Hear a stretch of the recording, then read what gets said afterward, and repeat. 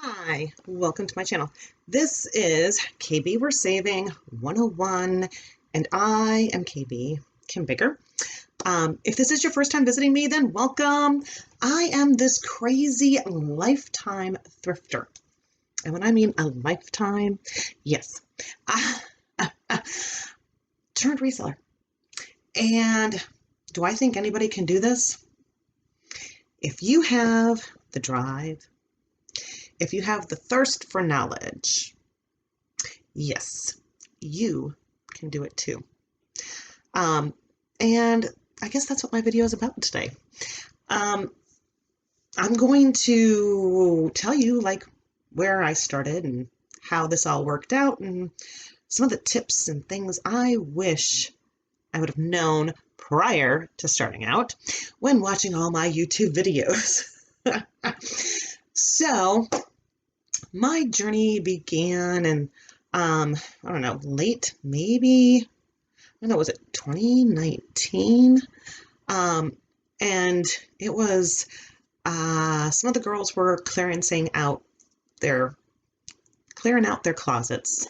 And I thought, I don't want to have to just go through and donate this. Maybe I'll throw it on OfferUp or whatever, because I was using the OfferUp app to purchase items for the home to begin with. So I thought, well, maybe I'll try that. And then I started Googling where to sell clothing items. And two came up. The first two were Poshmark and Mercari. Now I'm going to tell you my first sale was on Mercari, but I quickly dropped Mercari due to the fact that I didn't care for how you sent out your offers and that you constantly had to drop your price. So I had some items listed on there and I just let them sit, and I got big into Poshmark. Now, I knew nothing. I have been a lifetime thrifter. I like what I like. I pick up what I want. I really don't care what anybody has to say. So honestly, brands meant nothing to me. And yeah, so for me starting, first off, being 50, phone technology, computer technology. We didn't even have computers when I was in school, guys. Yeah, I knew nothing.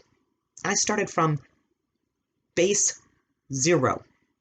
And, every month I get better and better and better, and that's awesome. So do yourself a favor. Don't be hard on yourself as you are starting out. What I wish I would have known when I began this journey. First off, I did. So this was, but this is a good tip. You get a separate bank account. That is your business bank account.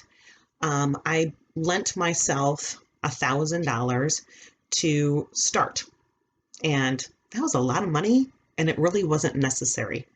So, there you go. You can start off with 50, 100, just depends on how you are going to run yours. I run mine shopping primarily on dollar days at Goodwill. So when you're talking $1,000, that's a lot of inventory that I could pick up. Now that also included some office supplies, which I wish I would have, again, been told. You want to start your inventory system right away, because you don't think you're going to get big, and then all of a sudden you open your eyes and you're huge, and you are like, how in the world did this really happen? So start your inventory system. Start it so that it can continuously grow. And at the end of this video, I will give you a tour.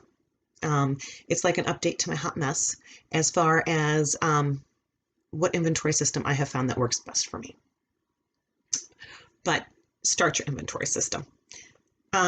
Next, when you are starting, you basically need a phone and a printer, because As long as you can take photos, you can go through and do everything on your phone, print your labels, and that's basically it.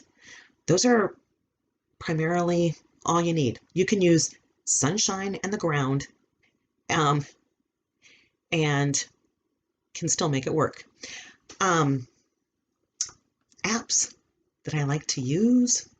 I had purchased the Photo Room, which is when you're first starting out. You might want to, if you don't know, Google is more likely to show your items with no background. So that is number one.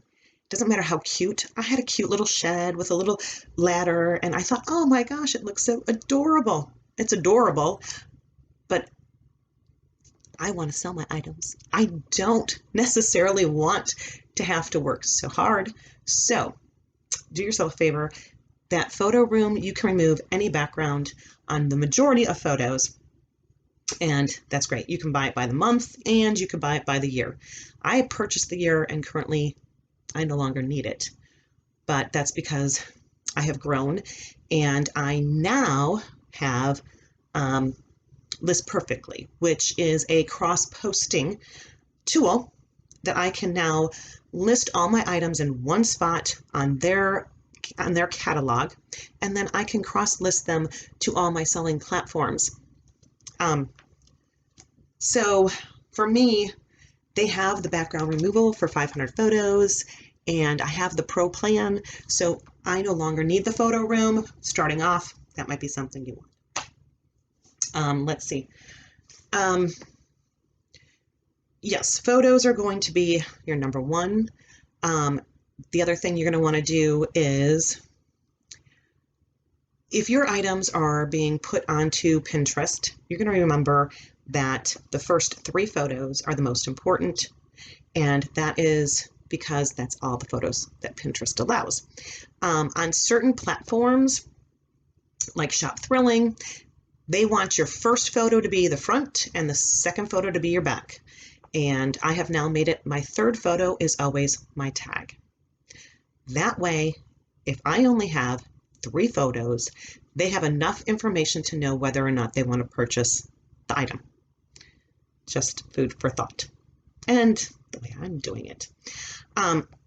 If you have lots, like Poshmark allows you like 28.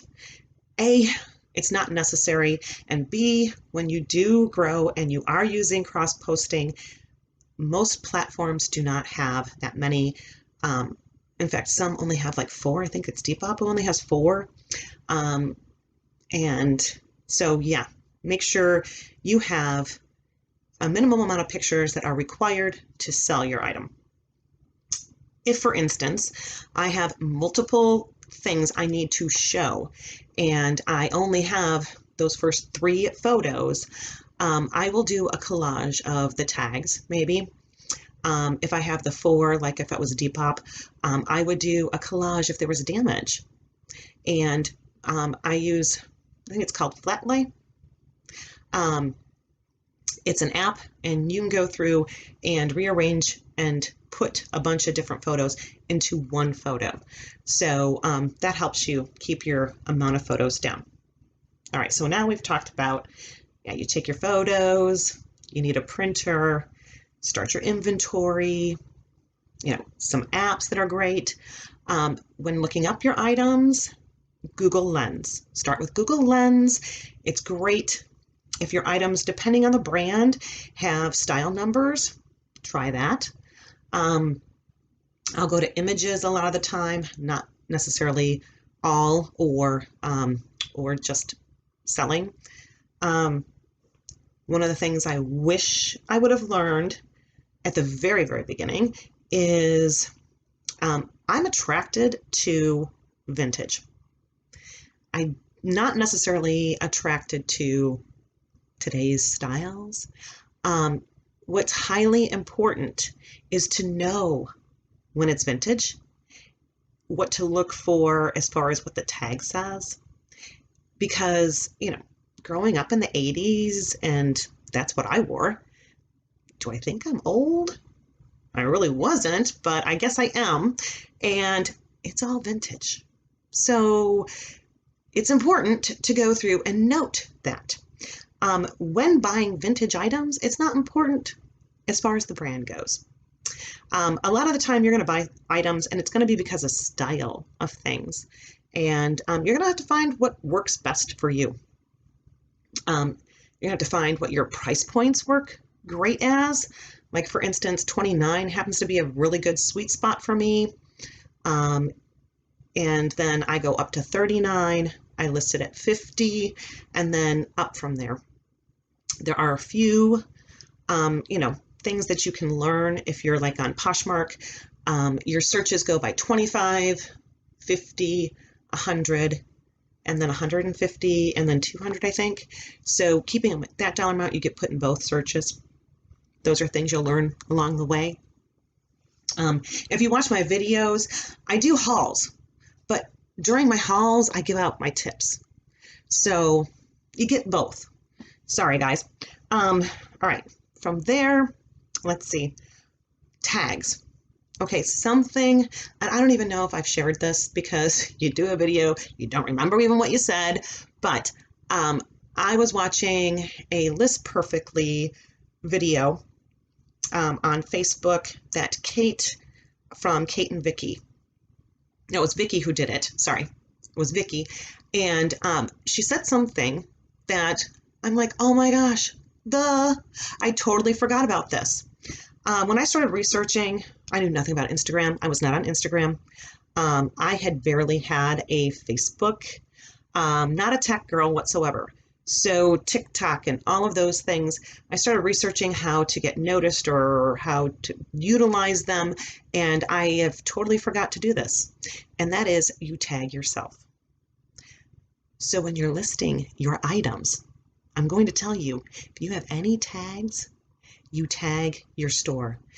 And if you're smart, you will have your store the same name on every platform. Okay? That way, you are always able to be found. There you go.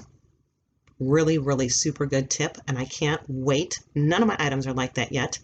They're all been redone with List Perfectly, so as soon as I start pushing them all and relisting them, they will be, and I'm expecting a great return from that. Okay, so we've talked about all of those wonderful things. The other things, you need to find YouTubers that you can relate to. I watch a lot.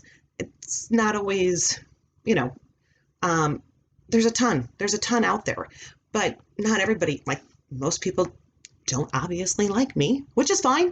I'm okay with that. I don't necessarily look at my items when I'm at the store. I don't necessarily care what brand it is. I don't necessarily care about a lot of things. I don't really care how I price that, but it's working for me. So, if you find somebody you can relate to, by all means, and remember, it's your business. You do whatever you want. Don't let anybody else tell you what to do. There you go. My bit of advice, because you've got to enjoy it. If you don't enjoy it, it is a lot of work, and you can get burned out. So yeah. Okay. The other thing, when doing your listings, on all of my listings, when I first started, I first did measurements, but then I learned I'm a very slow lister because I'm not a tech savvy chick. So I stopped putting measurements in, and I would put measurements upon request, and I would use a template when I listed my items, and it would just copy and paste, and here we go. I'm going to tell you now, yes, I answer all those questions, and I have to go back into my inventory to get the measurements when somebody requests it, which is fine. That's how I started it. But if I had to do it over again, I'd have the measurements so I wouldn't have to ever go back in. Now, there's plenty of people that sell and don't have measurements in theirs. I think Jack Valentine, he's one of them. He doesn't put measurements in his, and he sells just fine. I am just looking at, especially being focused on vintage, that the size isn't necessarily important because I'm either going to put small, medium, and large, and I should include the measurements. And with List Perfectly, I will be getting, is it Sizely? So that way I will up my professionalism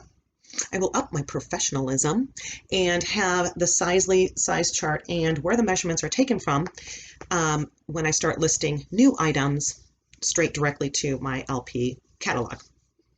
Anyway, that's a tip.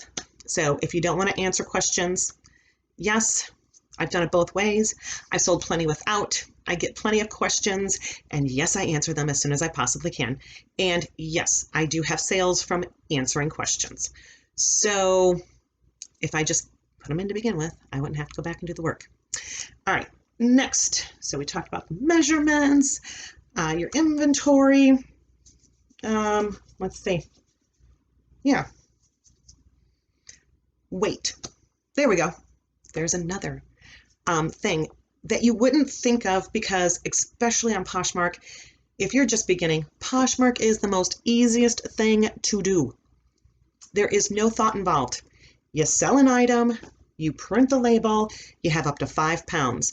Only if it's heavier than 5 pounds are you going to have to worry about changing your label or breaking the bundle down. So by all means, Poshmark is a very easy beginning platform. And that's where, like I said, my focus went to, and I started and have grown my business. But if I would have known that I would be cross-posting all of these items, my 1,300 items, onto other platforms and be listing new items, and that when I'm utilizing other platforms such as Tradesy or Etsy or eBay, those, you're going to have to know what you're going to charge for shipping. So knowing the weight of your item is highly important. If I can use United States Post Office, I will. My favorite is these.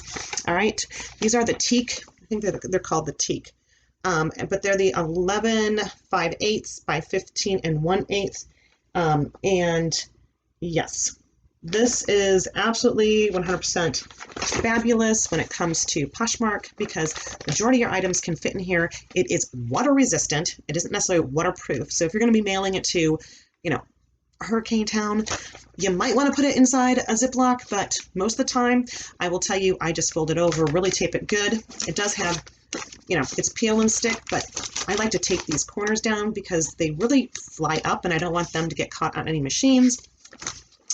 If I have it smaller, I actually fold it over and make it as small as possible. But these are free.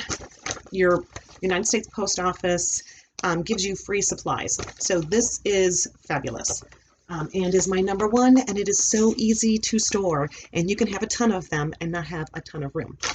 So there you go. If you're using other platforms and you can't use your USPS free, you can see I have ThredUp bags from when I sent items into ThredUp, and I've purchased clear poly mailers, or I go through and save all my poly mailers that I get items in, along with boxes, and I'll just reuse them. But having your shipping supplies is your next. Let's see. We've talked about some apps. We've talked about all that. Now, why don't I give you a tour? Oh, wait, there's a few more tips. All right, so Poshmark I started on. I'm going to tell you, it is not important that you follow anybody. It is not important that you share necessarily to parties. It is not important that you share anybody else's item ever. The only thing that is important is that you you share your closet. I share mine every 2 hours. Okay? Share, share, share, share, share. The next thing, I like to ship same or next day. That is it. I think that the platforms favor you. You get paid faster, and they like that. If you wait, your buyer is waiting, it just looks good.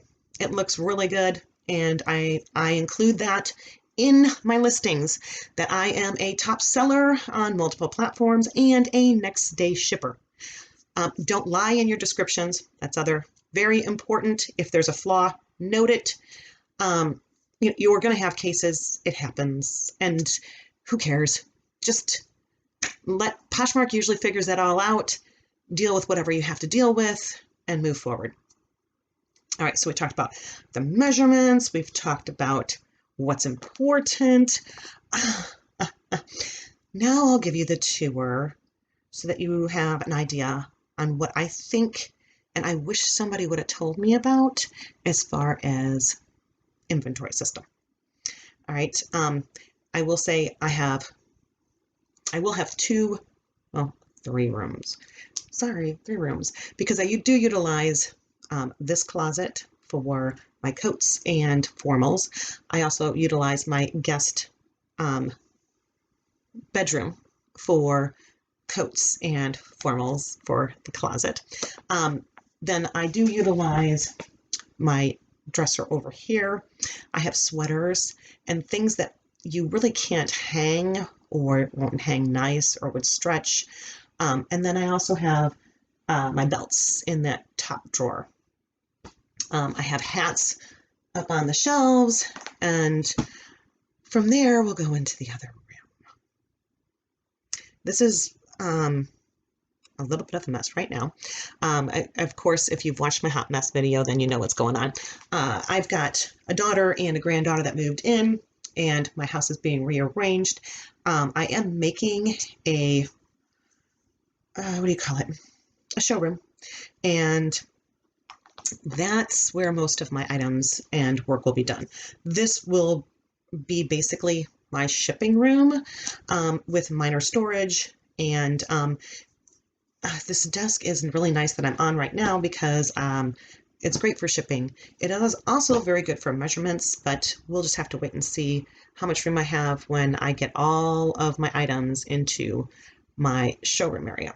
So we are going to take a quick walk through to my showroom area. That is a hot mess. My doors are being ordered. I'm going to shut off all these lights, guys. And I have walls that need to be made, but I have changed my inventory system, which I think is fabulous. All right, so let's get out of this room and go. All right.